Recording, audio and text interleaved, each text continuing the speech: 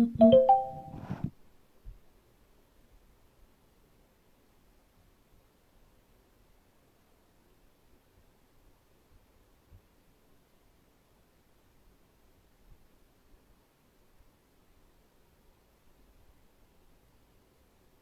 you for coming back and joining me. We've done something and we've tried to do a test run and things actually worked out. I am sure she will be able to connect now.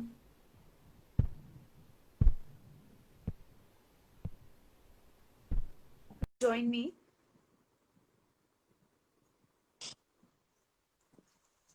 And here she is, finally. We are very happy to have you over here with us today, Suman. Thank Thank you you for joining so much. us. Thank you for inviting me to this FKR and giving me this opportunity to share my knowledge and understanding. But I think all of us waited pretty long to get this video live. And thank you to the audience for taking out the time and being here to listen to our discussion. And for being so very patient and Def- supportive. Definitely. And coming back and joining us. Okay, so I'm going to reintroduce you, Suman, for those who were not there earlier. So, Suman is a very dear friend and a professional who's been working as a special educator and rehabilitation therapist for almost 10 years.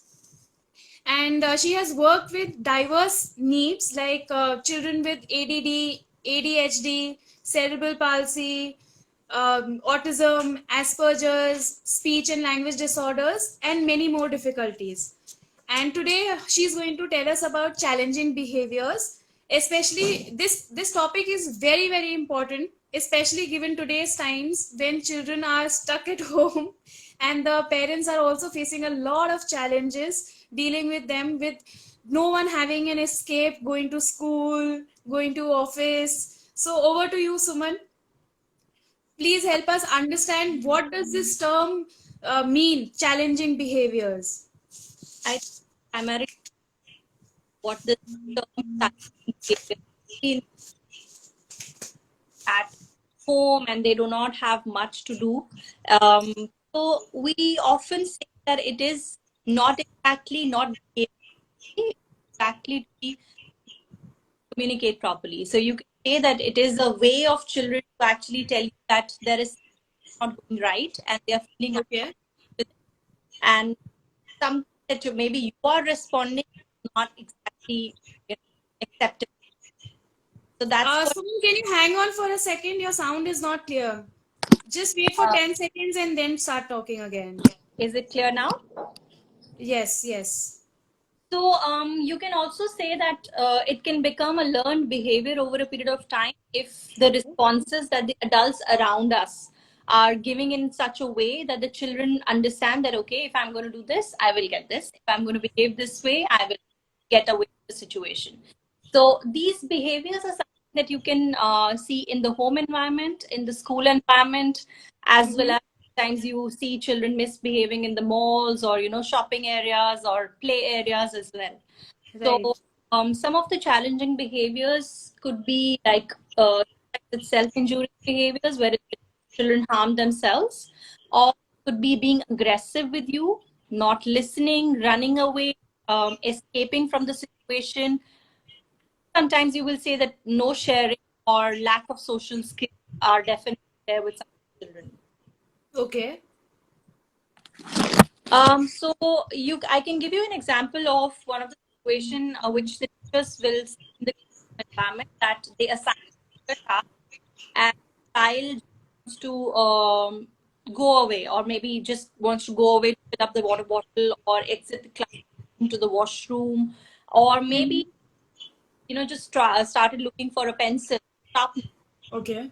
have a notebook. So these are some very common behaviors that we see in classroom sessions. And if you're talking about the home environment, you will see defiance most of the time. Basically, what you call it, not following instructions, because Right.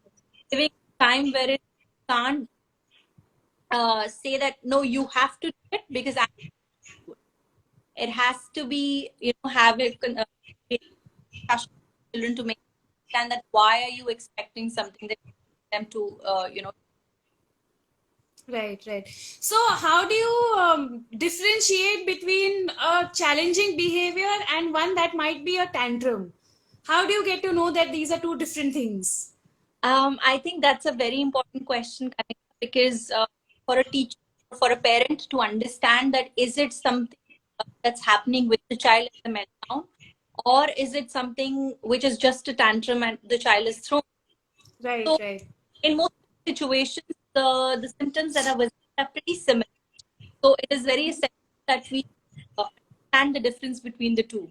So I would Okay.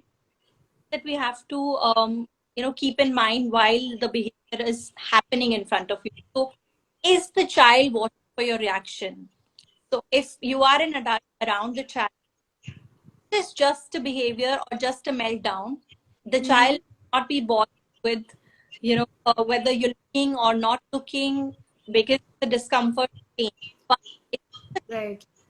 the child will make sure that you have the attention, you know, of the child behavior, because it's not just a meltdown or a big challenge. Another important component could be that are they considering their own safety at that given point in time or not? If they are just lying down on the floor, are they looking at where they're throwing their hand or leg, or are they hitting something? So that is something also very just to be observed, that whether they are taking care of their own safety or not. The third important point is that is behavior goal oriented. So you have to see whether after that behavior expect, if it is just the discomfort or a mess, not behave, it is not a goal oriented behavior. But if it is Okay. your child expecting something like that, that means challenge. Okay. So that means that we can say that a tantrum is actually in the child's control. The child can choose whether or not to throw a tantrum, but a meltdown is not so much of a choice. Like on Yes, the internet, there's a very famous saying that the child is not giving you a hard time, the child is actually having a very hard time. yes, So, exactly. Child giving you a hard time, it's a tantrum, it's not a challenge. right, right. So how do you how do you make the peers understand if a child is having a meltdown? The child may have it, let's say, in the middle of the class, while the teacher is teaching. In those situations, how do you make the other children in the class understand that what kind of reaction you are giving? Will there be a consequence or not? Sometimes the consequences for this child are different from those that you have for other students who don't have meltdowns. So how do you make the class children understand all of that? I think to go that level, before that, we have to really understand the cause of the situation. So, Okay. just say that we've understood the difference between the behavior. So, we also need to understand if it is a challenging behavior or it is something that the child is going through, what Mm-hmm. Right, the right. ties, or before we go ahead handling the behavior. Because to decide that, we need to know that why is it happening, Why is it how happening? cater to it. So there could be multiple reasons to it. So maybe there's a pain, or child is unwell, they're not able to communicate to you properly in that particular situation. So they don't think that you're approachable enough to get to you and explain why they don't understand a particular Right. task to them, or it's built up frustration. It could also be that they are not being listened to. So you're just giving instructions, but you're not listening they want to express. Also, Mm-hmm. sometimes when there's high anxiety or overexcitement about some situation. There is one also major important component, which is so we see. Could you please repeat? Your voice cracked a little bit. So there's an important uh, cause behind a lot of behavior sometimes is that they're trying to seek your attention. So it could be in two senses, that they don't get enough attention. That is why Mm-hmm. they or your attention, or maybe because they like to have and they want you to focus on them. That's why they're looking for that kind of. Sometimes in the classroom setting, it could also be lack of understanding of the concept that you're teaching, or Mm-hmm. be fear in. So we have to see, we call it as ABC, basically understanding the ABC behavior. So when you're Okay. saying ABC, you say is an anti, that what is happening before behavior occurs. So if there is a behavior, that what happened before it, that actually, caused the So behavior to what happen. was the provocation? Yeah, what was the provocation? Then your Mhm. B stands basically for what did the child, what was the behavior, what kind of behavior was, exhibited by the child. T is majorly looking at consequence. What did, Okay. after the behavior, that the child, use that behavior again, and on and off it happens. As I said earlier, that it can become a learned behavior over a period of time. So Right. there is a class going on. Child has been given a task which he can. So that's my antecedent, that the child is getting a task which is not understandable. So the child wants to just get up and walk out of the room and want to go to the Mm-hmm. washroom. That's the behavior. Consequently, Right. you are allowing the child to go, and rather you're telling them, okay, go take a round and come back. And when okay, they created trouble in the classroom and they were allowed to walk out and roam around in the corridor, that became one of the reinforcement.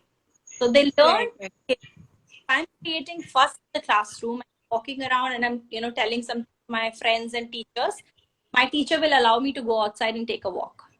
So they figured out a really good way to escape. Exactly. And especially in the parental scenarios wherein it's in the home environment, you will see that, okay, today my child cried for 10 minutes to get Okay. time. Okay, mama lost the, what do you call it, patience, and she gave me the phone. So maybe tomorrow I'm going to try 12 minutes. 12 minutes. Right. Right. Be very smart these days, and they understand for the responses that you're providing them. So it's essential that we just not watching children's behavior, we're watching our own behavior as well. So the way we are behaving, the way we are responding matters. So and going back to the question that you had earlier about how we can actually help the class and the children in the classroom, it is very essential that we assist. So if we are a movement, one, you cannot give it to the entire classroom, of course, but you have to, as an adult, balance out that Yeah, when, because you'll always have children say, "Ma'am, this is not fair. You are not saying anything to him or her, but you say tell us not to do it." So it yes, becomes very difficult to manage those kinds of situations for the teacher. exactly, and there comes an important aspect of the classroom management, that's differentiation and multisensory techniques. So if you're Okay. paper pencil activities in the classrooms and you're one of your hands-on learner or a learner who wants to move around, will feel the need to show certain behaviors in the classroom environment. So if you're only giving the fancy tasks or tasks that requires movement to one child, it is going to create a problem in your class. Right, But right. classroom, you are always ensuring that children are doing multisensory activities. Children have the options, because if you're talking about the IB, you talk about a lot of voice and choice, and what are the choices that you're giving to the children. Children will not feel that bias that, okay, this kind of attention and Right, right. focus, and the is to do the fancy task, and we have to always do the writing task. So I think with the changing times, we all have to change and understand that it is essential that we keep sense of all that will eventually help you include the children who are having difficulties with the task or Right. behaviors or any time. Another very important aspect is that without focusing on the child, so if you are making the child as a center of problem, it's going to create a problem for you. Of But you course. are putting the behavior as a focus. So the child is not a problem, the behavior is a problem. And you have to make sure that you pick up some random examples from your classroom and have a conversation with your entire class together without even pointing out to a child and saying that this child behaved this way or that child. So you general scenarios in the classroom and explain it to students that how they can respond and behave in those situations. Right, right. important thing is that parents, as teachers, we have to ensure that our body language is I would say, appropriate situation. A eyebrow or a conflict between a husband and a wife, when the wife is saying something and a husband says, okay, okay, you can for two Right. minutes. The child gets mixed messages. Exactly. The children get mixed messages and they understand that, okay, this is a weaker person. I can get to this Yeah. person. And maybe if this thing is happening, mother or the father, I can go to the other person. Similarly, in the classroom, so if you raise an eyebrow on something that the child said, your rest of the class is observed. So they become observant and see that, okay, whenever this child is doing something, Miss is not really happy about it.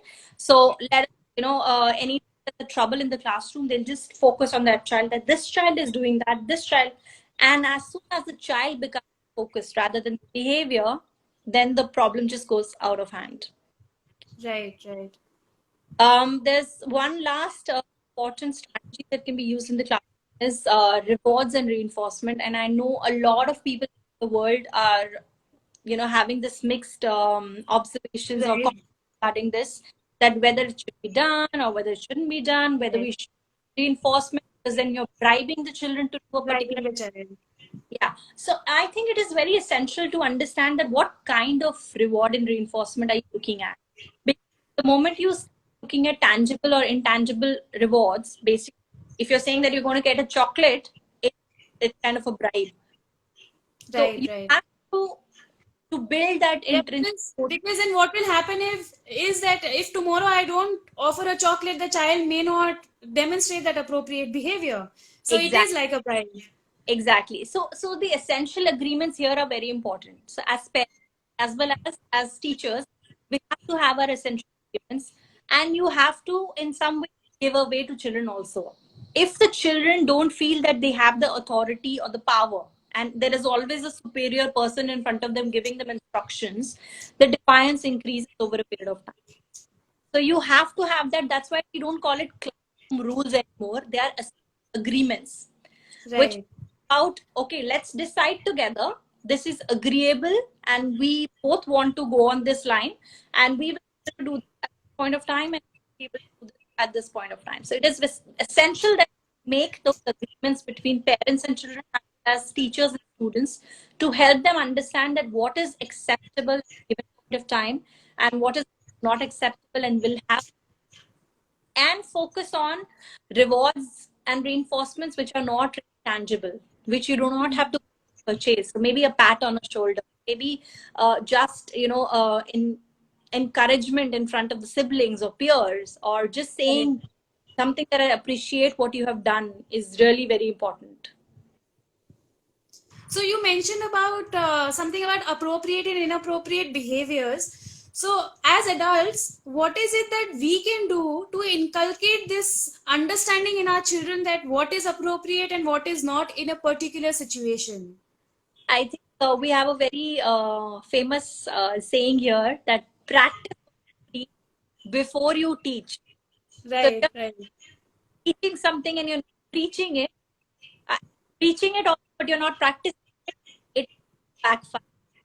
So if you're telling the children to go away from the screen time and not play games and not watch the videos, we have to also ensure that we are Right. away from it. We are showing them that we are doing something apart from being on the screen. So one most important thing that we can do to inculcate in a long run and to help the children understand that it is not something that only expected of them, cut down the screen time. So, and when I say this, I really appreciate what Miss Kana said in your previous AMR, that we have to move away from consumption of technology Technology to creation.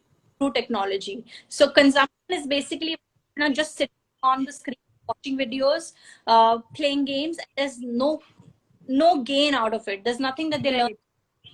You have to, if you want to use technology, use it for creation. If they're learning some new skill, or they're trying to understand the keypad or graphics, or maybe experiments, or anything that you feel technology can help them do. So that is the Right. first important factor. You have to screen time and display model. If you're not role model, you're just tell, oh, go off the screen time, and you have your phone in your hand. That's not good. So you And they are going to be very quick to point it out that definitely you are doing it yourself.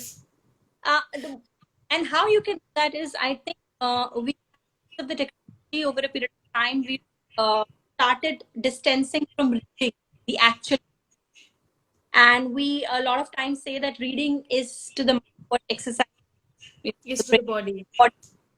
So if you exercise for your body and you're not reading and you're not exercising your brain, it tends to divert towards the negative behaviors and trying to get attention of people.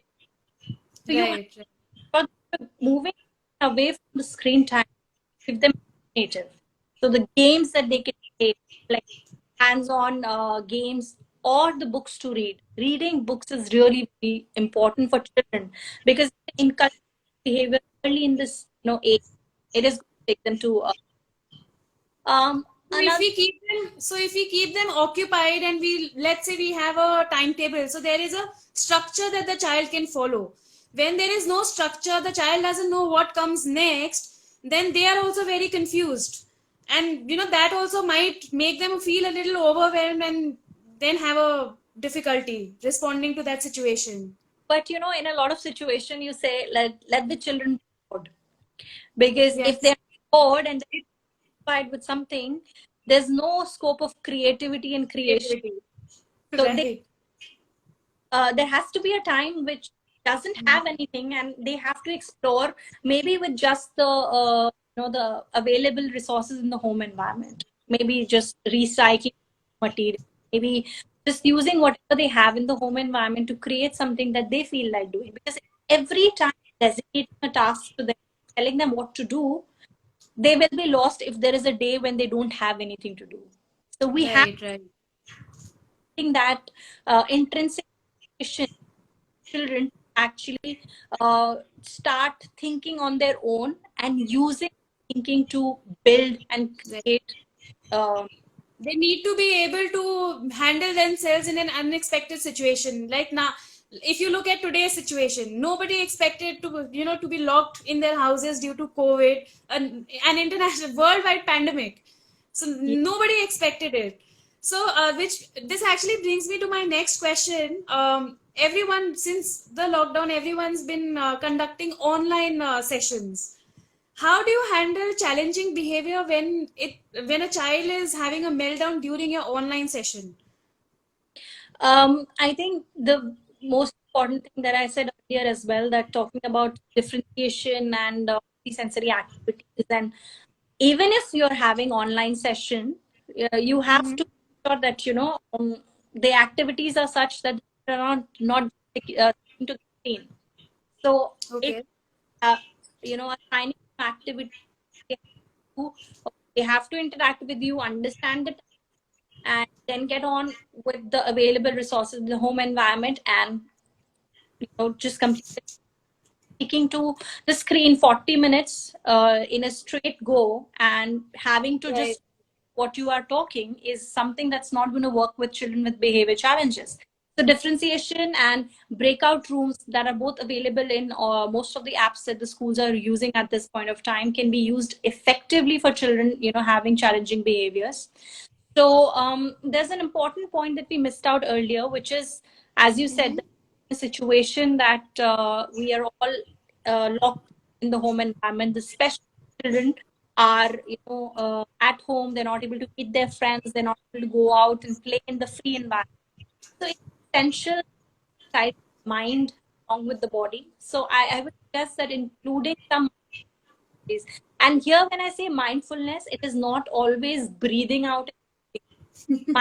Right. Because that's the notion. People think that we're saying mind, Right. only talking about breathing in and out, which is not the. Right. So mindfulness for me could be drawing. For you to be just watching outside the window to the clear Maybe sky. singing, playing an instrument. So for a person, it's basically be with yourself, calm and composed and forgetting about the anxiety and the stress. And when we say, "Oh, what is the stress the children are going to," the children nowadays have the most stress and anxiety that one can go through as compared to the adults that we are. So we cannot deny the fact that children nowadays are more stressed than the students that we had maybe 10, 20 years ago. So we have to include the mindfulness activities in our daily activities, which are of course suggested by children. So you have to tell them that we have to make sure calm, we're not thinking about too many things, we're not talking, where there's no Q&A happening. So what is the activity that you like to go, what is that you want to relax your mind with? And another important thing for teachers is to be approachable. And I know when I say this, it is not easy for a teacher handling a 20, 25 student batch to be approachable at the same time all the students. But Right. to fall back on what's something that I said, that for example, if I'm saying that, right, okay, I'm going to listen to you once I'm giving the instruction, make sure you go back and you listen to that child after giving, because sometimes while you're just rushing through your content in the classroom, you just miss out on the small effort the child, because Child is making. effort, if the child came to you and said that, that might have taken the child a lot of time to gather that courage to come up to you. So you have to be approachable. And we have to appreciate the little efforts that they make, recognize them so that they feel motivated to make more effort next time. Definitely. And I think patience is the key to all the responses here, because as adults, we're losing our patience too early days. And we are expecting the behave, change their behavior. Mm-hmm. And on and we are not able to be kind. We're not able to control our own emotions. That means as adults, not work very well. So we have to be kind and patient to listen to their, whatever they have to say or share with us. So a few minutes back, you mentioned that today's children have a very stressful and anxiety-filled life. If you could expand a little bit on what causes this stress and anxiety. I Okay. mean, one very common reason would be exams, but many schools these days don't have exams and tests. So, what is causing the stress to the I children? exam as one of the stress was long time ago when we were in school. It is not anymore a stress for the children. Right. It's more of a stress for teachers to decide how to take the exam. Of the stressors for children nowadays, a very simple stressor could be, I don't have a phone that the other child has in the classroom. Okay, my shoes don't look as good as the second child. Oh, they live in a three-bedroom house and I don't. Children compare themselves with their friends. They do compare themselves with their friends, and also to be always being a socially active human being. As parents, our expectations out of reduced with time. We Right. now that we have started understanding that studies is not the only area where we have to look at, we start pushing the all the other domains. Yeah. No, we We have to. want that our child should get A plus in all the domains, studies, sports, art, everything. My child should excel, be the first. Is coming back after the school and he's put into a dance class also, an art class also, a music and a drama and everything. So it's a stress for them to perform the areas. So say that we never had this. We had simple life, simple living, and would that time we were not smart enough to get into technology nowadays. Right. Are there, so those stressors have increased in And children. technology is also added to the element of cyberbullying. I Yes, mean, even though the children are not meeting each other, they're not going to school, they are still being bullied online. definitely. As I said that to be socially accepted is one of the major stressor with children. That whether my friends are accepting me in the group or not, whether I'm, Right. how many friends do I have on a social media platform for middle school and senior school students? So it is very that we as adults understand we cannot dictate anymore, and we have to ensure and time children and their world now. So to Right. get that kind of independence, less changing your own mindset. So that's why we have to move away from a fixed mindset to growth mindset. Unless Right. we are flexible enough, you can't expect the behavior of any child or an adult to change. Right. Right. Okay. And my last question to you is more like, what message would you want to leave with the audience? I think I've spoken a lot during the session, which had like a lot of takeaways for the audience we have here. Yes, I agree.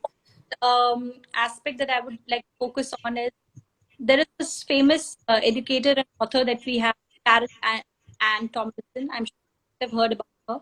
So her famous sayings that we don't get to decide whether we have challenging, students in the classroom or not, but we can certainly decide how we're responding. Right. So if you cannot control the situation that you have, but you can definitely control your behavior towards it. And if you manage to control that, I think it will come under control for you as well. That's a wonderful thing to say. Thank you so much. Thank you, Suman, for sharing such wonderful insights with us. I'm sure it was helpful for everyone. The audience has also left a lot of thank you messages, and how well you explained your examples helped them to understand a lot of concepts better. Thank you so much, Kanika. Thank you. And I would like to thank Mindset Matter to give me this platform and come here to speak. And I know we had a lot of things at the beginning, but I am did the justice to our session today. Yes, and thank you so much to the audience for being very patient and supportive and waiting for us to come back and have our session with Suman. And we hope that we've been able to answer your queries. In case you have any more, please send us your queries. You could send them directly to our page on Mindset Matter. I would also be uploading this video so that you can go back to it in case you need to. So thank you, everyone. Thank you so much. Have a good day. Bye bye. Thank you. Thank you so much.